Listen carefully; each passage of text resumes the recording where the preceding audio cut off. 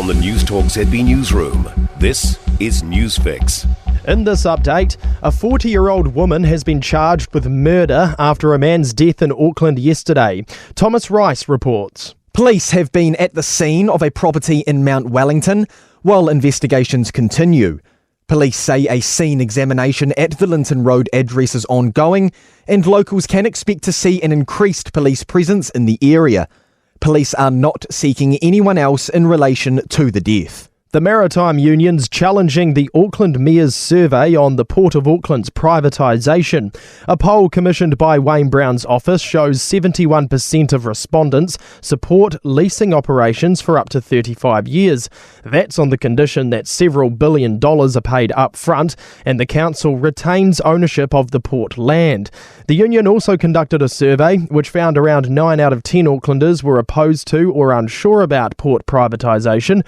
National Secretary Craig Harrison says he wants to know why there's such a discrepancy. We have some direct questions, but I don't like the Mayor's survey. The questions were asked. They seem to be quite different in the polls, that's for sure. An American teenage girl is suing American Airlines after finding a phone a flight attendant had taped to a toilet seat. The 14-year-old on a flight to Boston in September was redirected to a first-class toilet by the attendant, who had used the bathroom first to tape his phone in place before she used it.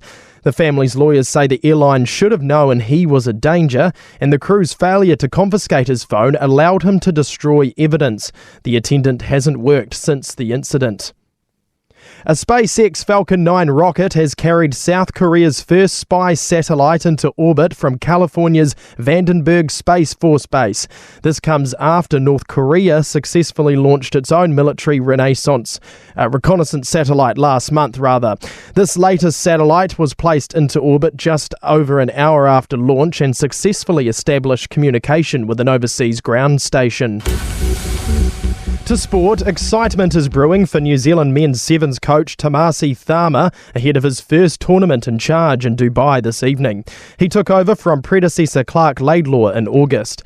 Tharma says leading his side takes a team effort. A key thing for me is where I can apply my strengths, obviously around the rugby, and delegate the other stuff to our staff members, and to making sure that everyone leads their own areas around the body, the mind, the soul part, and then all can put it together during the tournament. The men's sevens team begins pool play against Canada tonight at 7:50 p.m.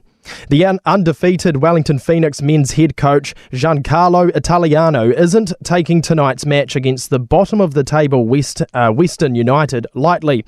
Italiano says the team's approach remains the same. Kick-off in Victoria is at 7:30 p.m. And that's sport. For more news, listen to Newstalk ZB live on iHeartRadio.